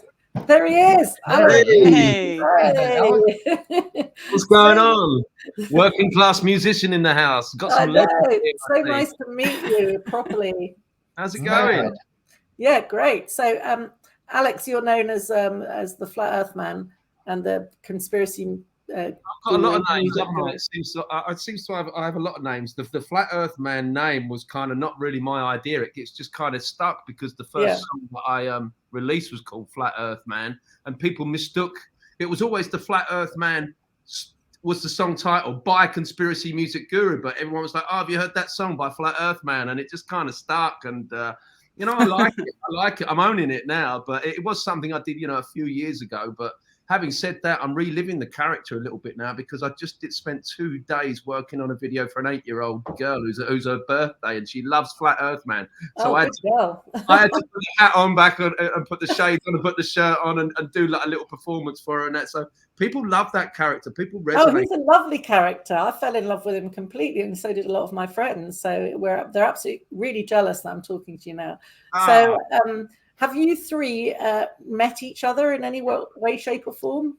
I've spoken to Karen a couple of times on a show. I've called in a couple of times, and Billy, I've spoken to him on Facebook. Billy did all the what would you call it? The proofreading of all of my children's book. And bless you, Billy, for doing that. Thank you, my man. Oh, you're more than welcome. So great to finally chat by voice. I know, it's great, isn't it? It's the first time. Congratulations with those books, because they're going to leave an imprint, aren't they? I hope so. What I love about physical books is they can't be censored. They're always going to go from hand to hand and end up in jumble shops and charity shops and market stalls, and they will always be finding new eyes. And I love that. Can you tell the audience a bit about the books? They're based on your songs, aren't they? Yeah, I've actually. Hold on, I have some right here. This one you made earlier. Yeah, they're basically my songs in book format, basically. And it was the logical next step for the music, which I never saw until David Wise put it out in an interview in April. And he said, "Why don't you make books?" And I'm like, "I can't do that, bro. I don't know how to do books." And we got a little bit of help in the community. But cut a long story short, we turned every one of the songs into children's book. So this is Welcome to the Satellite Hoax, and they're basically cartoonized screenshots of all the music videos, and it's got a ton of information. This is basically it's good for kids and it's good for beginners, I'd say. Yeah, absolutely. It's good for kids, big and small. I mean, I like these. They resonate with people on all ages. I've got people telling me, I give this to my husband and my wife. It's not just for kids, because the information in there, if you can see it, is paradigm shattering, in my opinion. I often refer to these books and my album as a bag of seeds. If you can see it, for those that have the eyes to see and those that can critically think, it could change your life. I thoroughly believe that. And I love that. Your huge skill with your songwriting is that you managed to get the whole concept of what you're trying to explain, whether it's no satellites, there's no photographs of Earth, the Earth is flat, whatever, into just a 3 or 4 minute song. It's quite a skill to do that, and in the same way you've done that in the book. So how did Yeah. you first get into into flat Earth? Let's start right there. Yeah, I mean, I'm no expert. I mean, you've got some experts here on the panels, a couple of legends here. You are an expert. Don't be so much. I'm not. And thank you for bringing this subject to your audience, because I think it's very important. But Yeah. I got into it in 2016, back in the good old days of YouTube when they weren't censoring so much. Yeah, and I that's saw when I flat got Earth into it. coming up, flat Earth this, flat Earth that, and I'm like, what a load of bollocks that is. There's no way. There's no way. There's no way. There's no way. We must have all been doing it at the same time. So that was, do you think it was pushed on us then? Because we all in 2016 or late 2015 started seeing these videos on YouTube. They were being pushed on us. No, I don't think it was definitely. I don't think it was pushed at all. I just think it was just a very organic grassroots movement initially, and then YouTube went, "Oh shit, this is really," and then they started censoring it, and they've even admitted that themselves. So that's why I refer to it as back as the good old days of YouTube. I thought it was nonsense when it first came up, but then Mark Sargent's video came up, and it was "They Are Hiding God with the Biggest Secret Ever," and I thought, oh, that's intriguing. Didn't have flat Earth in the title. Whoever retitled that was a bloody genius, because it didn't have flat Earth in the title. That's why I was attracted to it. And then I watched it, and 2 hours later, after watching the clues, I was like, oh my god, there's something to this. There's some meat and bones here, and that's what sparked the whole creative burst in me to make my first song, and then it became a second song, a third, and then an album, and then here I am as Flat Earth Man wearing a Flat Earth t-shirt, like open about it, So it's actually quite distressing when you suddenly think, oh my god, I'm going to have to look into this, and this is going to take up years of my life. It's quite you think, oh no, I didn't want to do this, and then suddenly here we all are. I mean, I've been doing it for 6 years, but I have kind of not really been paying it that much attention the last 2.5 years because of other stuff. But at the same time, it's all interconnected. So like I was saying to Karen earlier, a lot of people are thinking, well, I'm not interested in the shape of the Earth. Why does it matter? That's what they say. What would you say to that, Alex? Well, for me, it's always been a personal journey for me, and I know it matters to me, and I can't give you the feeling that I have, and I can't transplant that from me into your body. Go there, that's how it feels. If I could do that, if I had a switch to go, that's how it feels, I go, oh, now I know why it matters. It's changed my life dramatically in so many ways. How has it changed your life? I'm a better dude now. I'm a way nicer person, and I sing about it in my songs. It's like the song that I wrote called "Don't Let Them Take Your Mind." There it is. There you go. Now available as a children's book. I love that song. That's one of your really serious ones. I treat people with more respect, and I've got me a wife that I'd never neglect. Those are powerful words because they're true. I started being a nicer guy, and God forbid that I tell a lie. Those sort of things. And those, I know it's said with a, I started being a nicer guy, and God forbid that I'll tell a lie. I know it comes across, but if you have the eyes to see what I'm really saying, and if you can just take away the comedic layer of it, there's some absolute truths in there, and that's how I feel. That's how it's made me feel. I'm a much better person. But how has that happened? How has you realizing that the Earth is flat made you a better person? Because I believe that there are consequences to my actions. I believe there's a creator. Once you start looking at the model, and you cannot deny creation, in my opinion. So now it's like, holy shit, I was walking around as an atheist and in this hedonistic lifestyle of just like pleasing myself, and my actions have absolutely no consequences. Yeah. And then you start looking into the flat Earth, and you're like, this is a created realm. Holy shit, I better straighten up and fly right, kind of thing. Because I'm going to have to answer to these, to what I've been doing, my sex, drugs, and rock and roll for so many years, and I'm going to have to answer to that. So it's straightened me right. It's like it's so difficult for me to be a bastard anymore. I can't. I just can't do it. So annoying, isn't it? So annoying. I'm actually still quite good at that, but Karen, did it affect you in a similar way? Yeah. I mean, it just changes your outlook on everything. It completely changes what you find to be important in life, or at least it did for me. Yeah. You know, it just, and, you know, and I used to grow up, I used to lie a lot when I was younger. I lied all the time and I didn't really Did you? care, Why? you know, just, I don't know, because That's what you didn't do. care about shit. So what That's you what do you when do you're a as a punk ass kid, you go around lying and doing stupid shit, right? So that's what I was doing. But then, you know, it kind of makes you realize that there's that, you know, it's bigger than you. It's more than you. And this place was made for you. This place was Yeah. put here for you. So to go walk around acting like a turd inside of it is really not the best way to do. Yeah. What about you, Billy? Did it have a similar effect on you? Absolutely. Can you see my screen or? Is it Yeah, sort of- you've got the, Oh, you can. what's that because for button? me it's just showing a loading screen, but that's okay. Yeah. It's funny that we've all gone through that very similar life-changing experience here, because flat Earth is not just about the shape of the Earth. You start questioning theology, and you know, I guess those three big questions that I think are the three biggest questions out there is: where did we come from? What are we doing here? And where do we go when we leave this realm? And they're huge. They're the biggest things. Do you think they're unanswerable? Do you think discovering the flat Earth actually answers those questions? No, I think they're unanswerable. I don't think anyone can answer it. But just to postulate it is so important, and we don't, have enough time. It seems that everyone's too busy with their 9 to 5, and as we said before, that even flat. Oh no, I don't have time to look at that. What difference is it going to make? It makes a huge difference once you realize that that there is logos, there's order. If you look at the word logos, Google that. It's a 5-page description on what it means. It means order, rationality, just the way. Just look at the plants, look at the insects, look at the, every animal. Look at the water, look at the sky. As you said, why is the sky blue? People don't get to, they think there's an answer and it's settled. I think the sky is blue, just like water is blue when there's light. In the absence of light, the sky is black, so it's not always blue. I would question I was looking is at the sky blue? No, it's not. At night time, it's black. I was looking at the sea the other day, and it was brown.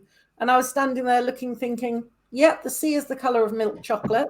But if you asked anyone walking past on the beach without looking, what color is the sea? They'd say blue. But I'm looking at it, and it's brown. And they would swear to you, like they swear about the shape of the Earth, that it is what it's not. But that depends on where you live, right? I mean, if you live, in like Southend, like you're gonna get, or on the Thames or whatever, that's just dark, murky human shit. That's what you're. That's probably what I was looking at. But if you live in Spain, like right here, it's the most crystal blue paradise. Like Beautiful. We don't have no brown shit here, mate. And it's flat, isn't it? You look out there, it's just flat everywhere. So at what point does it curve? And we know it doesn't curve. And well, I mean, I can see Ibiza, which is 90 kilometers away, 60 miles, right? On a clear day, shouldn't be able to see that, mate. That's like 500 meters of missing curvature right there. I was going to say, how far should Ibiza be below the horizon? 500 meters, because I've done similar tests here, 93 kilometers. And it's 500 meters. Yeah. So that in itself is proof. So anyone listening to this in the audience, how can you deny that? That's so easy to prove.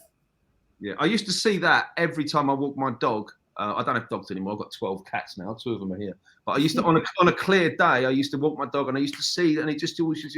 I mean, at the very most, you might be able to see. It depends on the height of the landmass, but my mate Stellium7. He did the actual calculations, and at the very most, you might be able to see just the tip of it, but you can see the whole thing on a clear day. It's like wow. I'm my own senses and my own eyes every time I walk my dog. Don't tell this. I love the We See Too Far. There's so many of them. Oh, there's so many, and just Google the world record long distance photo. It's 432 kilometers or something like that. Yeah, it's 600 miles, isn't it? Yeah. I think it's 273 miles or around 430 kilometers. Look at Jay Tolan stuff. Look at Jay Tolan. Yeah, right? 1,000 kilometers. You're seeing up to about 1,000 kilometers in some places. Do they just say, "Oh, it's a mirage"? I mean, how do the ballers actually? They use refraction as a big argument. They use the refractive index of light as a big argument. However, that is, there's nothing, and they use what's called a standard formula for refraction. So they assume that the atmosphere is standard, everything is equal, isotropic, but it's not. The atmosphere is anisotropic. There's nothing standard about the atmosphere on any given day. The humidity changes, the weather, the heat changes, everything changes. So refraction is not standard. There's nothing standard about refraction. Some days you see further, some days you don't. But it certainly doesn't, because I remember when I was a big ball earther, even before flat Earth. I'll tell you the distance of the sun, how fast the Earth spins, all this, useless information, basically. But I'd go to the beach with my kids. I've got 3 boys that have grown up now. But I'd say, and the sun would be just setting. I'd say, see the sun? We could see that. But actually, it's already set behind the horizon, but it's refraction that brings it up. So I'm telling shit like that and now, after I found out about flat Earth, I freaking lied to my kids. I know. Right? I know. That's the thing. I lied to my kids. I took them away from God, didn't, push them into church or to read the Bible or any of that, or even to question God, because, it's such a complex topic, isn't it? It's really, such a complex. Really is, yeah. I'm just going to congratulate Alex, because the work you've done and just, unifying that message so simply, it's such a hard thing to do. And not to mention that the music is just next level. Like, I reckon my neighbors have heard your music because I crank it up, I do it intentionally just to, just to hear what, it's a really good way to introduce people as well. So, but sometimes when I've spoken to, when I first started talking to my kids about it, they were adults, but I would just say, look, just have a listen to this one song. So the song we're going to play at the end, that would be the one that I would play to them, which kind of sums up flat Earth, basically, and the disbelief of it. And when you first hear it and all that, and you meet the guy in the bar and you're like, oh my God, this guy's crazy. And then so that, I think that song is a really good introduction. And even for those with the shortest of attention spans, they're going to be tapping their foot to the music and just thinking, oh, this is quite fun, and it'll enter their subconscious that way. So I think that's the power of music.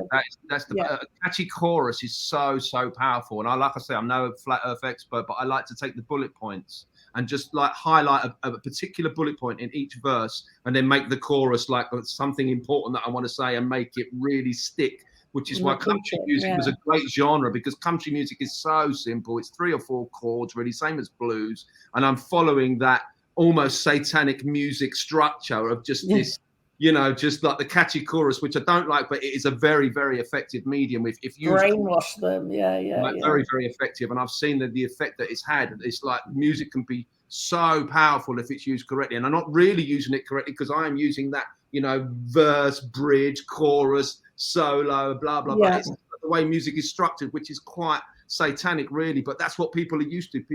We are living in the TikTok generation and YouTube shorts, where we have to deliver a message in such a short sort of little grenade, if you like. There you go, because people don't want to listen to 2-hour documentaries anymore. Them days are gone. So a musical truth bomb. Yeah, we need the TikTok. We need like 5-minute songs and that, and put as much in there as you can. Just to get people to ask the question, and that's the sort of content that seems to be working for me anyway, personally. So you lived in London before you moved to Spain, in North London, is that right? Well, Essex, which is a little bit north of London. It's about 18 miles northeast of London. So were you a musician there? Were you in bands and stuff?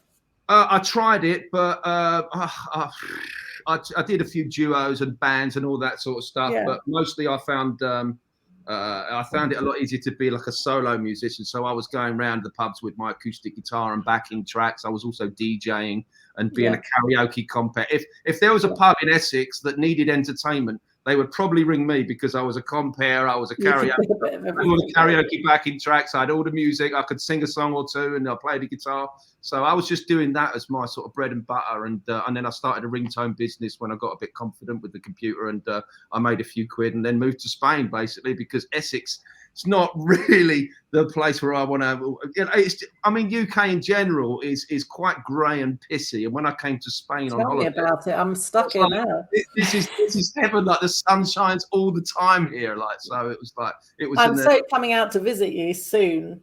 You're welcome to. It's beautiful here. It's so beautiful. And I actually went on a trip to Cyprus last month. So that was the first time I travelled in 3 years, because obviously I refused to comply with any of the nonsense. So, but yeah, so that it was nice to get out of the country and realise that there are some quite nice, pretty warm places. Exactly. And when you see a place like this, you're like, oh, and I've got an internet business, so I really only need a little room with a studio and a laptop and an internet connection. I can take my business anywhere with me. So once I figured that out, I was like, what am I doing in Harlow or Braintree, like where I was before in Essex? Like, what am I doing here? Like, so it was a brave decision to just leave the family behind and start in a new country, but best decision ever made without. And your wife is English as well, is she?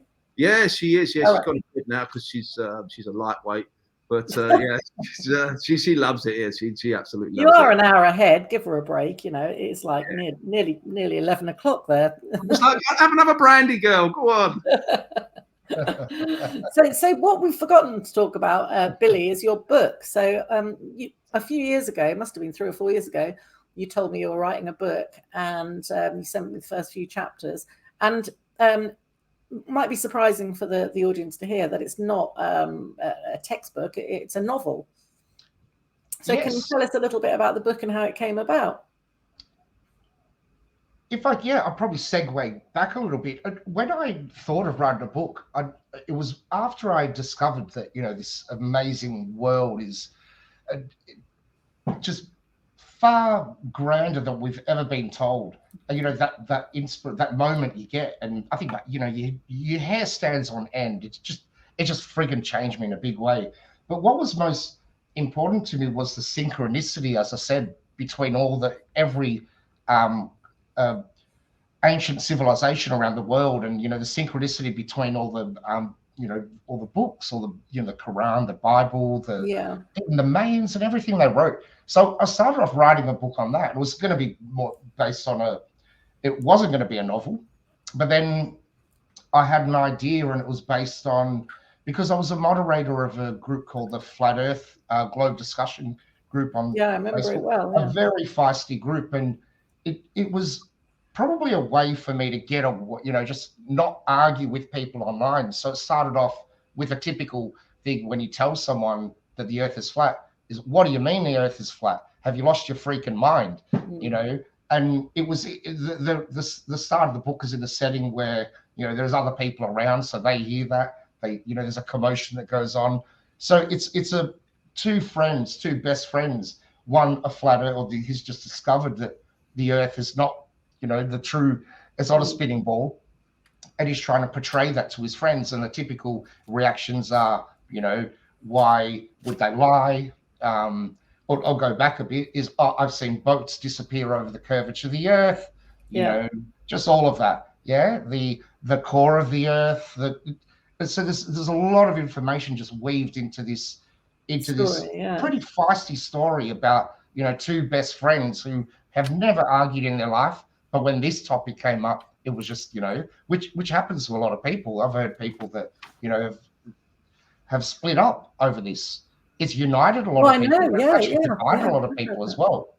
So I tried to write. I've lost friends over it, I must say. Definitely. So, likewise, and I've had a lot of friends over the years that have come back, and there's not even that. Oh, sorry, it's just you just connect back in, you just mesh again, and there's no, with your, like Alex's song, "I Told You So." You just want to say "I told you so," but you don't say it because well, you just let them go, right?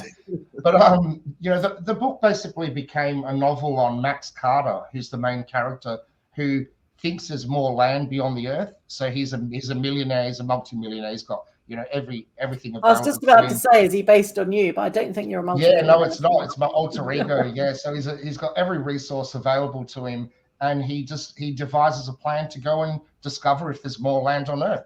And it should be. Where can we get the book? It's available on. I've got a website called elusivecurve.com, but you can also go on Amazon. It's available on Amazon and a lot of the, And the big book's stores called out there. Elusive Curve. It's not It's called called The Elusive Curve. The Elusive Curve. It's called The Elusive Curve. The yeah. Elusive Curve, even though I don't have a V here. That's what I was But, looking, thinking, where's the yeah, I just got Elusive Curve, I know people might think I'm talking about the curvature of my belly here. I'm not quite sure when I've got this t-shirt. But it certainly raises questions. And people, what do you mean, And I talk about, flat earth to people like as often as I can. And I don't, I think it's a very different discussion between talking to someone online, they just like very feisty, to having a face-to-face discussion with people, because they're just beautiful when you see the reaction of people when you ask them questions like, how does a plane account for curvatures as it's flying over the earth, or is water level in this bottle, is it level in a sink, it's is not it level in a because they're stupid, bathtub? it's because they haven't thought. I remember putting it to my dad about 6 years ago. And me and my dad were massive fans of like sci-fi, and we used to watch Star Trek every week. I'd sit on his lap on a Thursday or a Monday, whenever it was, watching the next episode of Captain James T. Kirk going into space. We loved it. And then I felt I had to tell him, I thought my dad needs to know this. And we were in the pub one night, and I just said to him, Dad, you do know that space isn't real? And he was like, what? And I said, space isn't real. And he looked at me and went, how many glasses of wine have you had? And I said, actually, do you know what? And he's like, no, what are you saying? I said, no, it's okay. Because he wasn't ready for it. And you have to, and the same with satellites. I said to a friend one time about how satellites, there's no such thing as, the satellites aren't what we think they are, basically. Exactly. And so this friend said, what do you mean? And so I passed my computer and I said, find me a photograph of a satellite in space. And he's like, oh, that shouldn't be too difficult. And then he's like, 5 minutes later, he's like, well, I can find lots of like CGI and drawings and artwork and stuff. He said, well, I can't find a picture. I said, exactly. So doesn't that make you think? And it kind of did make him think for 5 minutes, but he didn't bother about it ever again. So a lot of people just think, oh, that's quite interesting. And then they go on to, a lot of people don't have the time to go down these rabbit holes. You sowed the seed, didn't you? You sowed the seed. Yeah. But my question is, why? And what's he going to do with that seed, But, even going back, I think, you brought up about the deception, like how many people are involved in this deception. Well, obviously the satellite companies are, because every time you watch one of those Hollywood movies and it starts off and they're out on the ball and they zoom in on Earth, we believe that stuff. I remember, like 20 years ago, there was this, I don't know why they started pushing this narrative that, these satellites could even read the writing of a basketball on Earth. We'd believe that. We go, wow, we'd share that information thinking we're saying something intelligent, but it's just such bullshit, isn't it? When I first heard of Google Earth, I thought, oh, this is going to be brilliant fun. So I went on Google Earth. So you start off at your front door, and then you zoom out, and suddenly it goes, and then it turns into really crappy CGI, and it's like, oh no, I want to see the ball Earth. I wanted to zoom out so I can see the whole ball Earth. And, in the same way, the Hubble telescope, why don't they just turn that round? And then the whole debate will be solved in 1 second. We can see the ball Earth. We'll all have a clap and say we were wrong and they were right. So we're getting near to the end of the show, actually. 6 minutes to go. So I suppose what I would ask you, I mean, I don't know how many of the audience have hung on in there. I can't see the numbers, but to the audience that are there, and I think a lot of them will be interested, but might just be thinking, why are you even talking about this? Yeah, you might have lost a lot of subscribers after tonight, I think. That's why I'm here. I'm here to do this. I'm here to discuss all this controversial stuff, whether people like it or not. So why do you think people should be interested? So Karen, let's just ask you, why do you think people should be interested in what shape the Earth is? Because you just have to ask yourself, do you like being lied to? Exactly. And do you think it's important to know where you live? And do you think it's important to know who you are? Yeah. And if you answer yes to any of those questions, then you should definitely be looking into it. Yeah. What about you, Billy? Why do you think people should be looking into it? That was so well said. It was. That's really Don't bother asking me what she said. I wish I'd asked her last now. It's hard to top that, but so well said. And even to the point, if I can add on to what Karen said, is that you even know how your eyes work. Well, look at this image behind me. Think about how perspective works. And I didn't really think about these things until I, was told about this, sort of told about it, but I stumbled across this topic. So it means everything. If it means, do you want to know how your eyes work, why you see things and how you see things in the world? Like it's even back to those fundamentals, right? And that's important to me. You're here for a reason. I think everyone on earth is here for a reason. And, the deception, the why, the lie, as Karen said, is a big thing. If someone's lying to you, man, we're going to break this paradigm that's going on. That's what's wrong with the world right now, because when they lie, the lie compounds, and there's a compounded lie. There's 3 minutes left. Your turn, Alex. Alex doesn't have to say anything. We're going to play your song in a minute, which sums it all up. I'll sum it up. I'll just add on top of it. When you leave a cult, it's incredibly freeing. Yeah. People think flat earthers are the cult, but the cult is people who bought into the lie. Yeah, absolutely. The pagan lie, isn't it? Yeah. I'm not part of the cult anymore. With that, I just want to thank you all for coming on. It's been brilliant. I've really, really enjoyed this show, actually, and chatting to you all. And lovely to meet you all properly in person. And we're going to play out with Alex's song. So hopefully the tech guys still there. Thank you. Come along, everyone.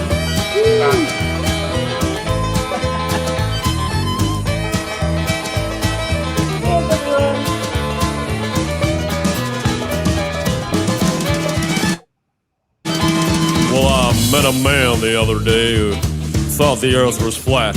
I said, man, you must be crazy. Where the hell is your tinfoil hat? But he spoke with such conviction, and he believed the words he spoke. And something deep inside me knew this couldn't be a joke. But why would he believe this? And why believe such things?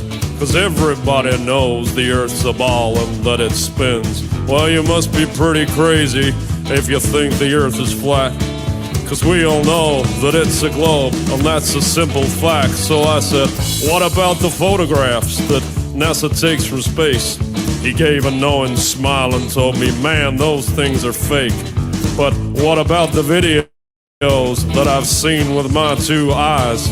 What about them? He replied, have you heard of CGI? Oh, NASA's faking everything that you have ever seen. And as for flying to the moon, well, they ain't never been. Indeed, my friend, their lying scum is there for you to see. Just take some time, look into it, and the truth will set you free. Well, I was kind of skeptical, but I have an open mind.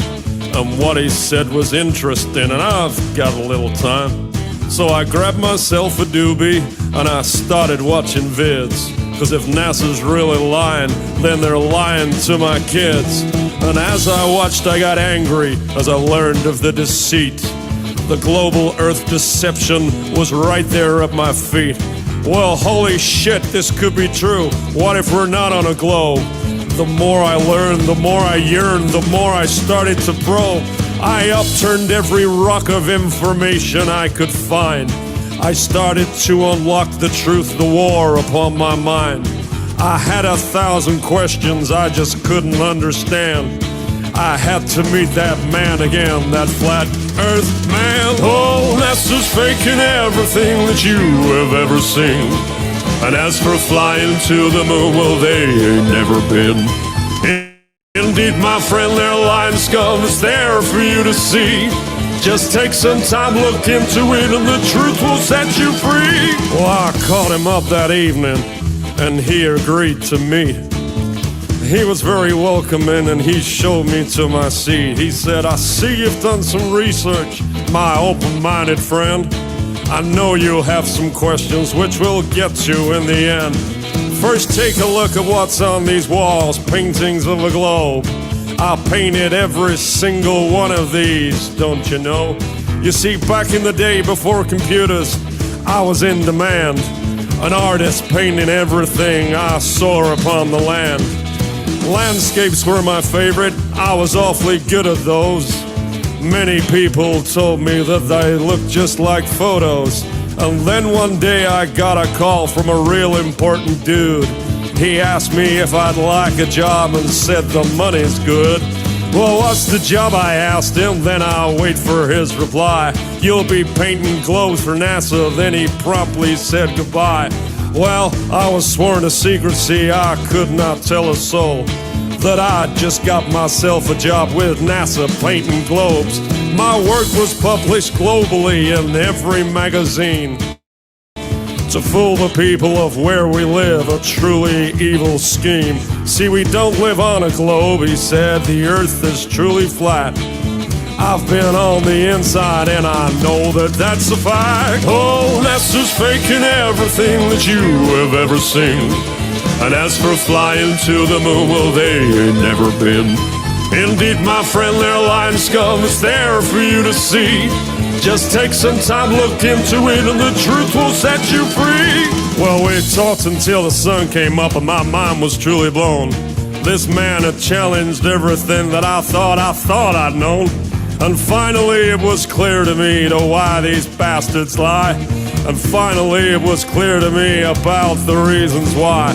It's all about control, you know, to get inside your head. It's all about the money too, they got an awful lot of bread. $50 million, man, what could you do with that? That's what NASA gets a day to hide the earth is flat. You see, if they can get you to believe that you're on a spinning ball, well, things like God and creation just make no sense at all. It all exploded from nothing, right, with their theory of Big Bang. It's true satanic mind control from the Freemasonic gang. You see, it's only Freemasons that get to go to space. They're the evil bastards who are lying to your face. Yeah, NASA's pretty evil, man, the whole thing is such a fraud. The only reason they exist is to hide a loving God. Oh, NASA's faking everything that you have ever seen. And as for flying to the moon, well, they ain't never been. Indeed, my friend, their lying scum is there for you to see. Just take some time, look into it, and the truth will set you free. Yeah, NASA's pretty evil, man. They're a lying scumbag. Take some time, man. Look into it. I did. Now my mind is truly blown. The truth will set you free.